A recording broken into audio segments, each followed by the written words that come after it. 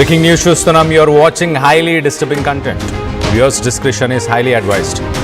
You are watching highly disturbing content. Viewers discretion is highly advised.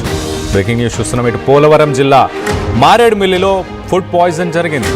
Devarapalli గిరిజన సంక్షేమ హాస్టల్లో అక్కడ విద్యార్థులకు అస్వస్థత ఏర్పడింది. ప్రస్తుతానికి వాంతులతో సొమ్మసిల్లి పడిపోయారు 80 మంది.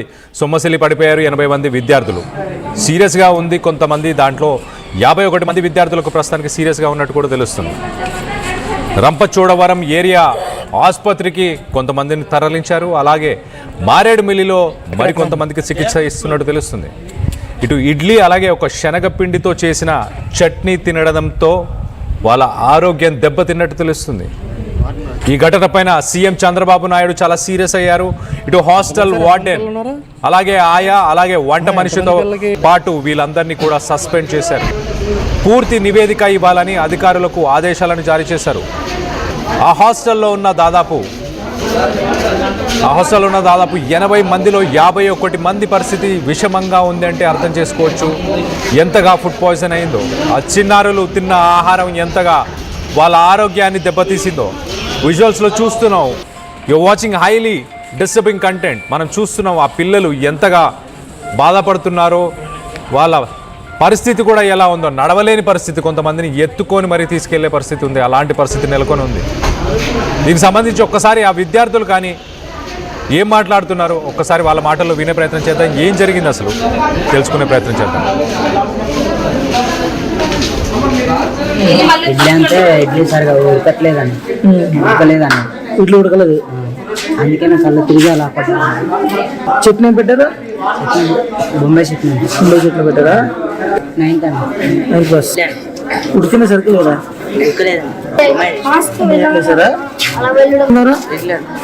ఉడికిందా లేదా? సరే ఉడకలేదు. కడుపులో ఎప్పుడు స్టార్ట్ అయింది? ఉడికిందా? బాగానే ఉందా?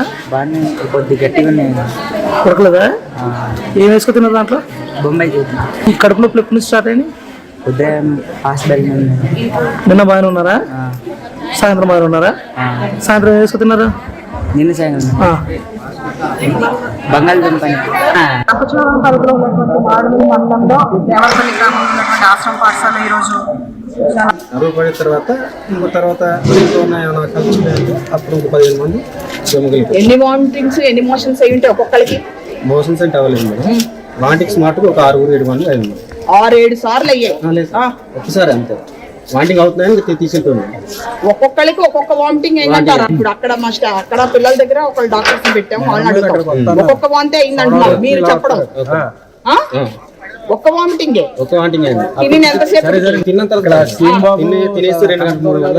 అవుతుంది. నిన్న రాత్రి ఏం కూర? వచ్చారు. అమ్మ వాటర్ కలెక్ట్ చేశారా?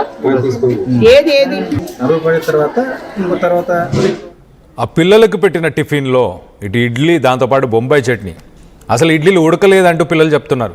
అలాగే రాత్రి ఇటు బంగాళాదుంప పొటాటో కర్రీ పెట్టారంట. సో మొత్తం మీద ఆ ఇడ్లీలు ఉడకకపోయినా ఆకలితో ఉన్న పిల్లలందరూ పాపం 80 మంది విద్యార్థులు అక్కడే తినేసి సొమ్మసిల్లిపోయారు. దాంట్లో 51 మంది పరిస్థితి చాలా విషమంగా ఉంది. దీనికి సంబంధించి ఎమ్మెల్యే శిరీష, రంపచోడవరం ఎమ్మెల్యే శిరీష మాట్లాడారు. ఒకసారి ఆమె మాటల్లోనే వినే ప్రయత్నం చేద్దాం. మారేడుమిల్లి మండలంలో దేవరపల్లి గ్రామంలో ఉన్నటువంటి ఆశ్రమ పాఠశాల ఈరోజు చాలా బాధాకరమైన విషయం.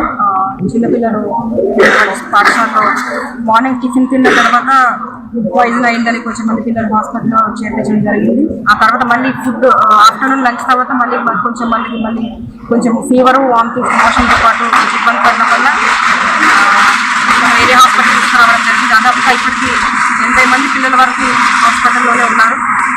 వెంటనే మెడికల్ డిపార్ట్మెంట్ అంతా కూడా అందుబాటులోకి వచ్చి ఏరియా హాస్పిటల్లో వచ్చి మాకు ట్రీట్మెంట్ చేయడం, అదేవిధంగా బ్లడ్ శాంపిల్స్ కూడా కలెక్ట్ చేయడం జరిగింది. అసలు దీనివల్ల పిల్లలకి ఇట్లా అయిందని చూస్తే పిల్లలందరూ కూడా 80 మెంబర్స్ కూడా ఫీవర్స్తో ఉన్నారు.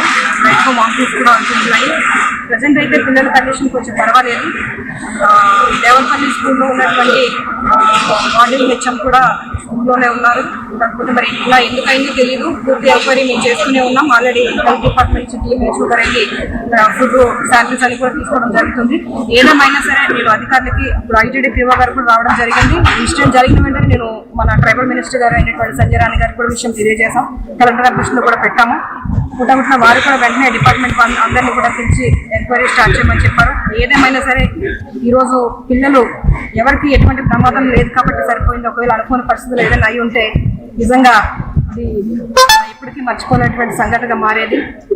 కనుక ఇప్పటికైనా మీరు చూసారు ఒక వేరే సేమ్ ఎస్టీ హాస్టల్లో కూడా సేమ్ ఇట్లాగే సడన్గా నేను విజిట్కి వెళ్తే అక్కడ కూడా పరిస్థితి ఇట్లాగే ఉంది.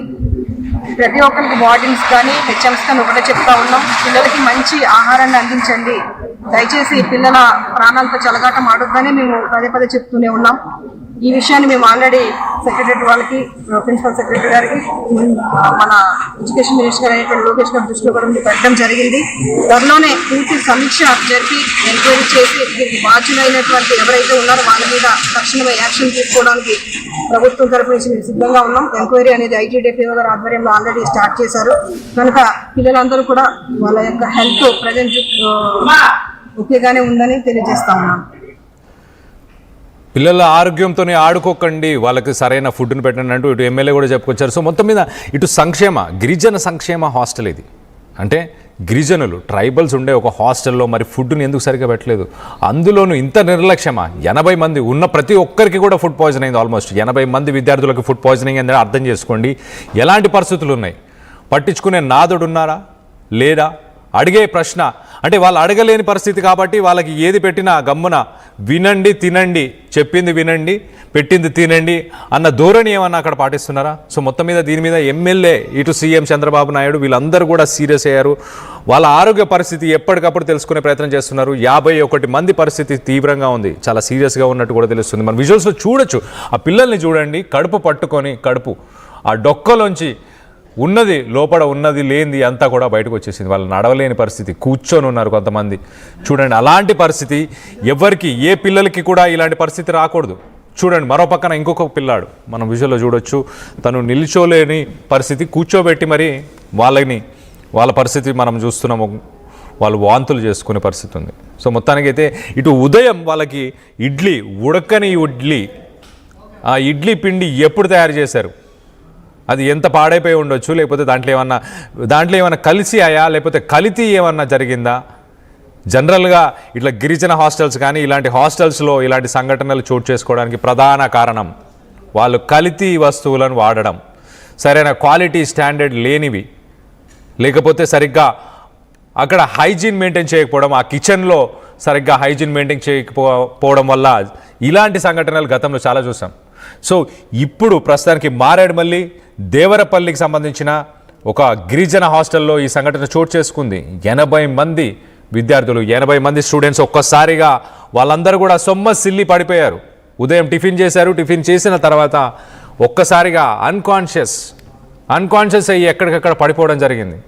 వాళ్ళని దగ్గరలో ఉన్న హాస్పిటల్, ఇటు మారేడుమిల్లిలో హాస్పిటల్కి కొంతమందిని తీసుకెళ్లారు. అలాగే మరికొంతమందిని ఇటు రంపచోడవరం ఏరియా హాస్పిటల్కి తీసుకెళ్ళినట్టు తెలుస్తుంది. సో మొత్తం మీద దీనికి సంబంధించి లేటెస్ట్ అప్డేట్ తీసుకునే ప్రయత్నం చేద్దాం. ఇటు మా ప్రతినిధి ప్రకాష్ ఉన్నారు.